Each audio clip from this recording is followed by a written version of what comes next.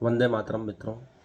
सफलता का एक ही रास्ता है, बार बार प्रयास करना। थॉमस अल्वा एडिसन ने यह बात कही थी जो आज भी लागू होती है। निरंतर प्रयास करते रहने से हम वह सफलता प्राप्त कर लेते हैं जो हमें चाहिए। कहते हैं कि उम्र के साथ बुद्धि कमजोर होती जाती है, लेकिन वैज्ञानिकों ने नवीनतम शोध के आधार पर सिद्ध किया है कि उम्र के साथ बुद्धिमत्ता भी बढ़ती है। जैसे हम सोचते थे 40 वर्ष तक बुद्धि सबसे तेज काम करती है, लेकिन वैज्ञानिकों ने कहा है, जो कि नवीनतम शोध के आधार पर उन्होंने सिद्ध कर दिया है कि 60 साल तक बुद्धि अपने अपने उच्चतम शिखर के रूप में कार्य करती है। वह कठिन गणनाओं को, शोधों को अच्छी तरह समझ सकती है, बेस्ट निर्णय ले सकती है, सर्वोत्तम निर्णय ले सकती है, आपको सफलता दिला सकती है। इसलिए 60 होने पर यूं न समझे हम रिटायर हो गए। आपका सर्वश्रेष्ठ का प्रदर्शन करने का समय अब आया है। हम देखते हैं विदेशों में जो व्यापारी हैं, उच्च पदों पर है, औद्योगिक घरानों में जो कार्य कर रहे हैं, वे 60 के पार ही सबसे ज़्यादा सफलता अर्जित कर रहे हैं। और यही वैज्ञानिक शोध भी कहते हैं। अर्थात उम्र के साथ यदि हम निरंतर मस्तिष्क को काम में लेते हैं, पढ़ाई करते हैं, गणितीय गणनाओं, संक्रियाओं को करते रहते हैं, तो बुद्धिमत्ता का स्तर बढ़ता ही जाता है। इसलिए भारत में बुजुर्गों को काफ़ी सम्मान दिया जाता है, क्योंकि उनकी बुद्धिमत्ता को सर्वश्रेष्ठ माना जाता है, उनके निर्णय सर्वश्रेष्ठ माने जाते हैं।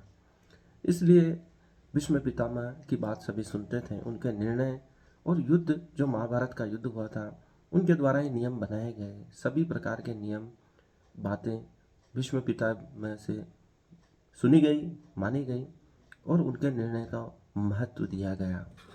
युधिष्ठिर युधिष्ठिर का जब राजसूय यज्ञ हो रहा था, प्रथम पूजन के अधिकारी किसको माना जाए, यह बात भी भीष्म पितामह से पूछी गई और उन्होंने कहा कि कृष्ण ही प्रथम पूजन के अधिकारी हैं। यहाँ मौजूद जितने भी लोग हैं उनमें कृष्ण सर्वश्रेष्ठ हैं, क्योंकि कृष्ण तो पूरे ब्रह्मांड में ही सर्वश्रेष्ठ है। यह बात भीष्म पितामह जानते थे, लेकिन उन्होंने अपने तर्कों से भी यह सिद्ध करके बताया और सभी विश्व के राजाओं को मानने पर मजबूर किया कि कृष्ण ही प्रथम पूजन के अधिकारी हैं।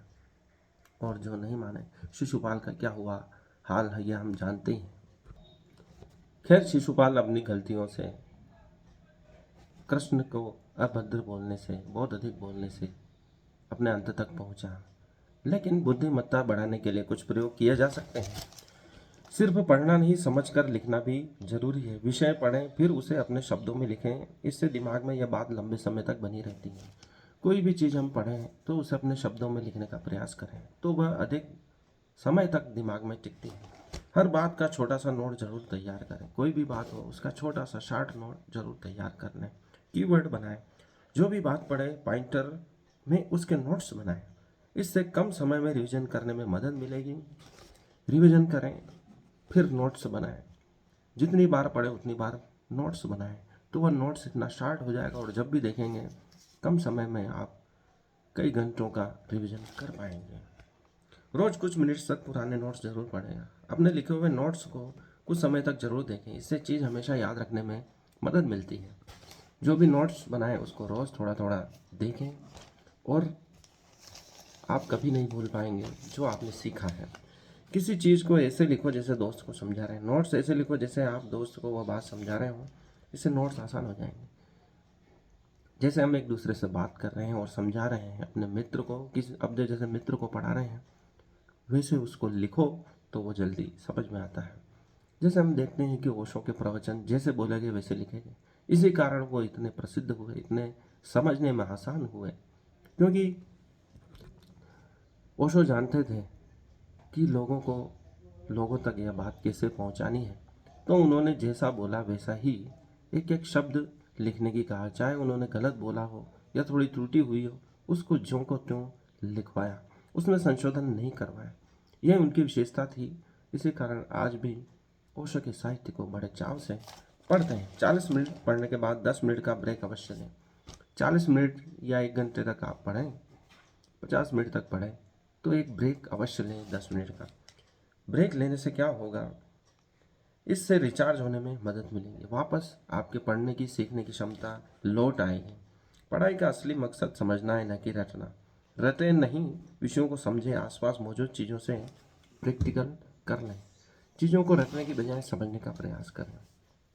आप जिस प्रकार के व्यक्ति हैं उस तरीके से उसको समझने की कोशिश करें तो चीज़ें लंबे समय तक और आसान रूप से याद रहेगी। यह थी आज की कहानी मित्रों। आज के लिए इतना ही। इस वीडियो को लाइक करें, चैनल को सब्सक्राइब करें। जो जो उम्र बढ़ रही है अपने आप को कमज़ोर न समझें और शक्तिशाली अपने आप को बनाएं, समृद्ध बनाएं, ज्ञान से, कौशल से, कला से, विज्ञान से। धन्यवाद।